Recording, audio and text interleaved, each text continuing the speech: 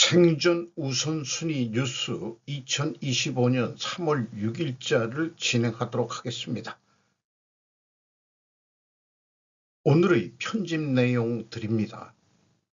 트럼프의 기록적인 의회 연설에서 얻은 5가지 시사점.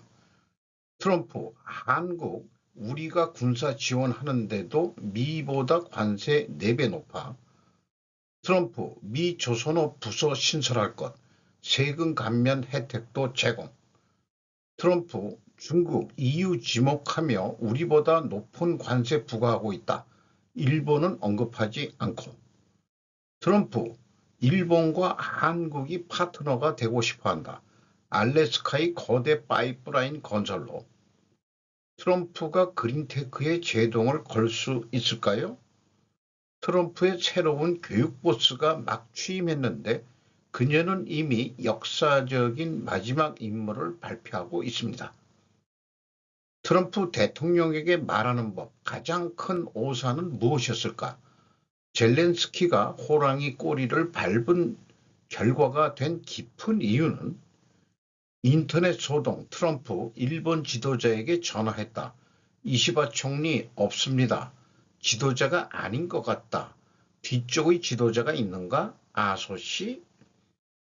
모든 뉴스가 트럼프의 시정연설, 의회에서의 시정연설이 핵심 이슈가 될 것 같습니다. 트럼프의 기록적인 의회 연설에서 얻은 5가지 시사점. 데이비드 놀스 야후 뉴스의 편집자가 3월 5일 수요일 오후 2시 8분에 보도한 내용입니다. 대통령은 다시 한번 미국이 그린란드와 파나마 운하를 장악할 것을 촉구했습니다. 첫 번째, 앨런 머스크에 대한 행정명령과 찬사 자랑.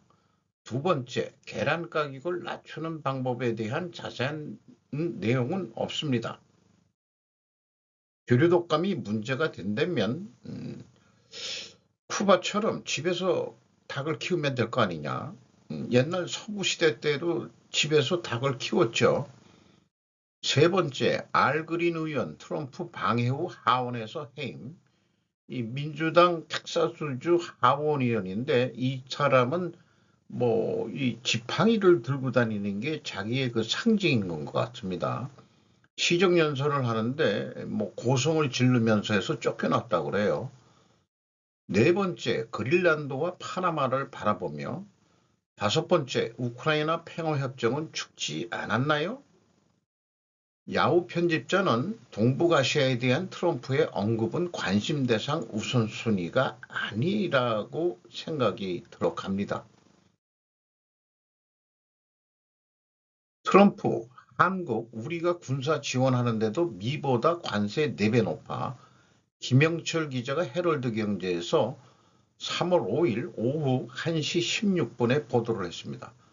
매우 불공정 주장, 구체적인 근거는 제시 안 해가 소제목입니다. 인도 얘기를 했고요. 우리에게 100%보다 높은 자동차 관세를 부과하고 있다. 중국은 우리 제품에 평균적으로 우리의 2배인 관세를 부과하고 있지만 우리도 그들에게 관세를 부과하고 있다. 그리고 한국의 평균 관세는 미국보다 4배 높다고 주장했다. 이런 표현들을 했네요.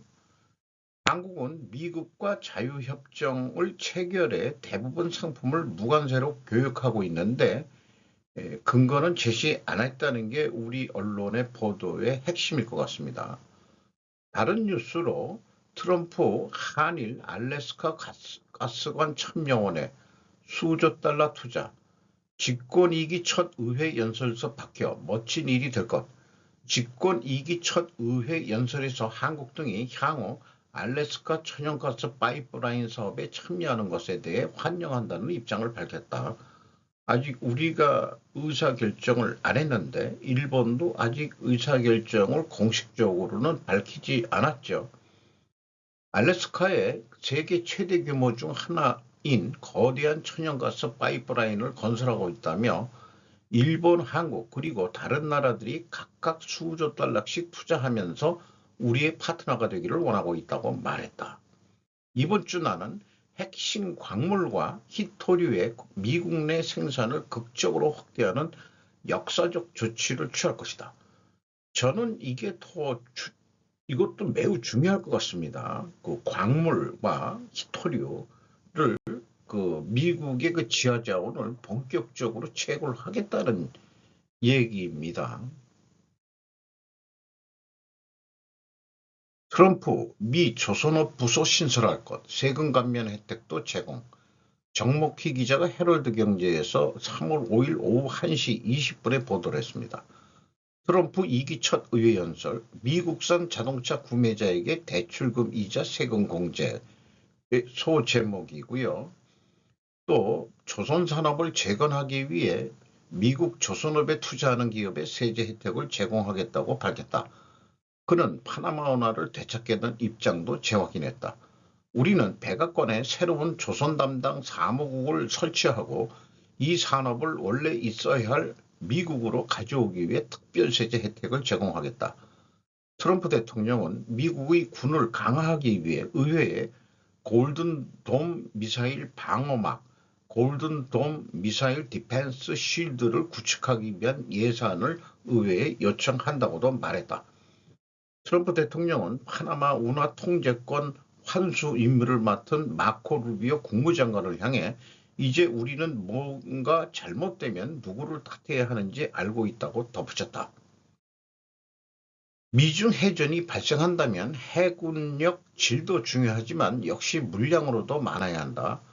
한국 조선소도 미국으로 가야 하지 않을까? 하나오션이 미국 필리 조선소 인수는 선제적으로 잘한 전략이다. 지난 4년 동안 매우 많은 것을 준비한 트럼프로 인식이 됩니다.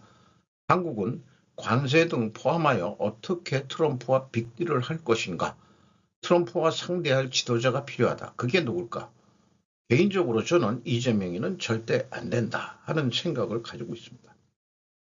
다른 뉴스의 제목은 트럼프 의회 연설서 한국 두 번 언급, 관세 공격하면서도 LNG 조선업 협력 시사했다고 정미아 기자가 조선비즈에서 3월 5일, 요거는 오후 2시 40분에 보도가 된 내용입니다.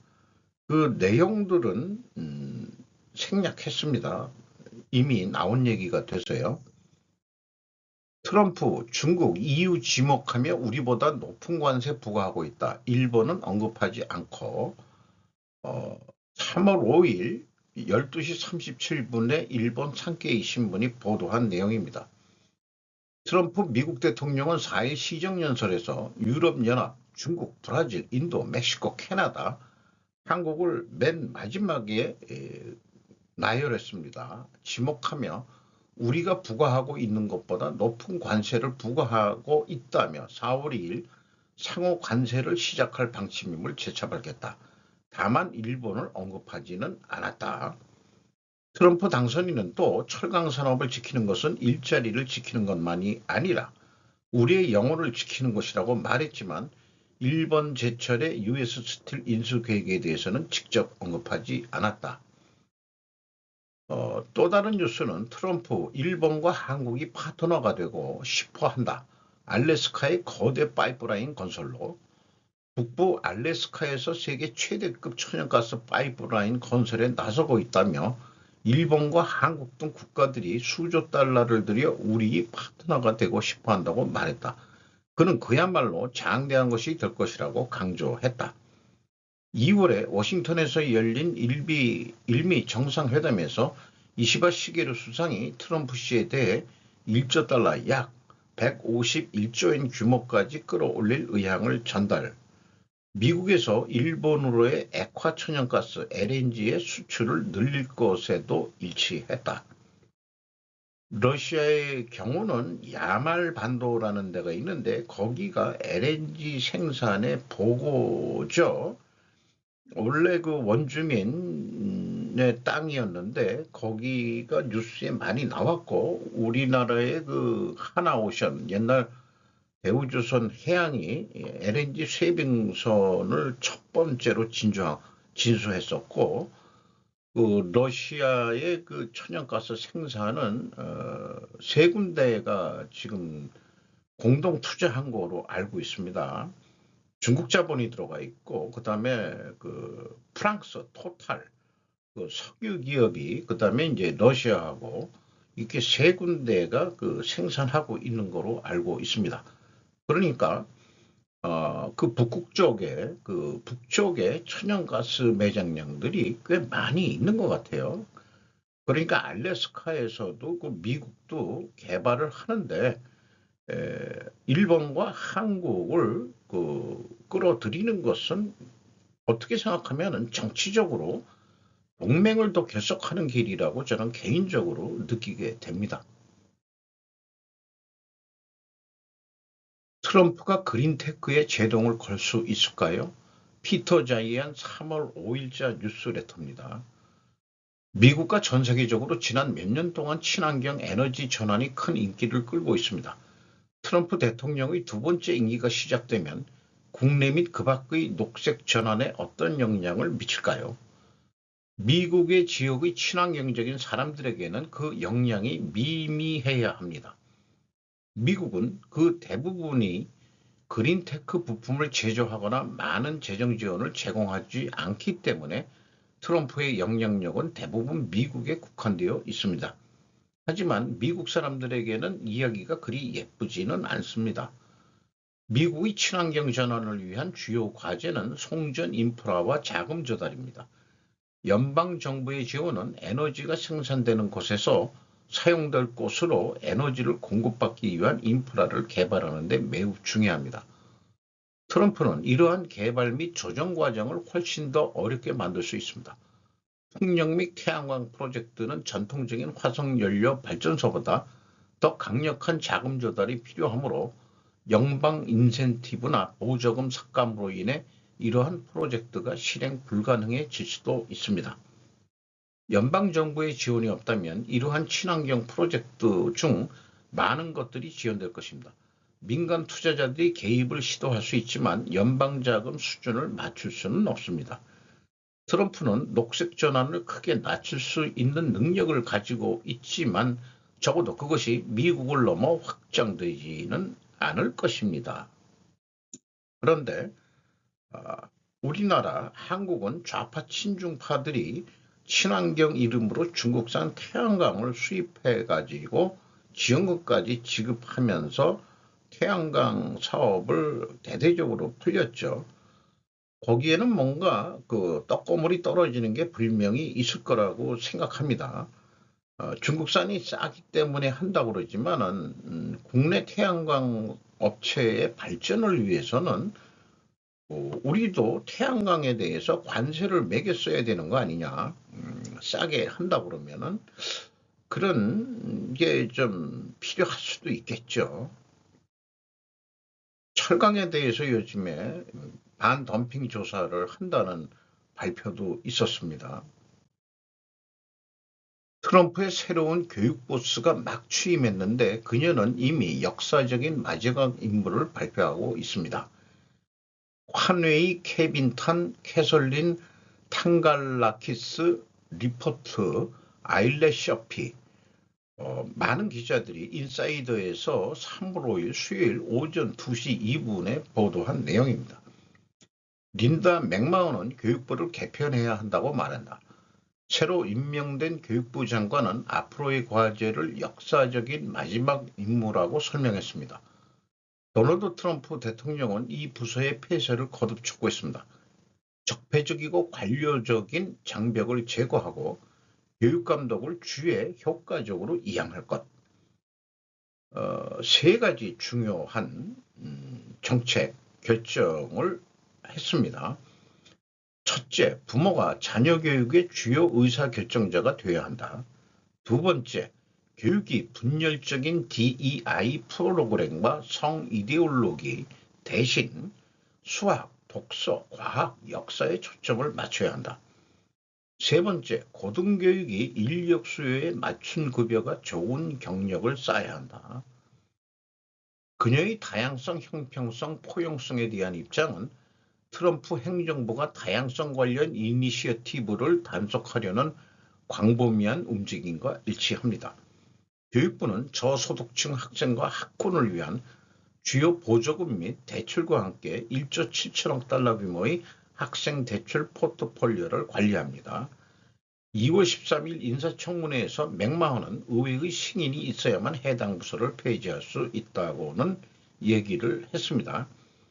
그러면은 현재 이런 1조 7천억 달러 규모의 학생 대출 포트폴리오 관리는 교육부가 폐지된다면은 다른 정부기관에 아마 그 역할이 이관될 것이라는 추가 내용도 있습니다.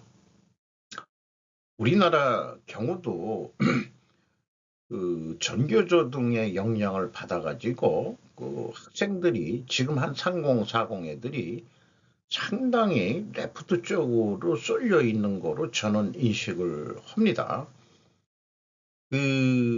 저희는 그럼 거꾸로 그 전교조에서 저희 같은 나이를 공격을 한다 그러면은 당신들은 이 독재 정권 밑에서 그 국수주의적인 그런 교육을 받지 않았느냐? 이렇게 얘기하려는가는 모르겠는데요.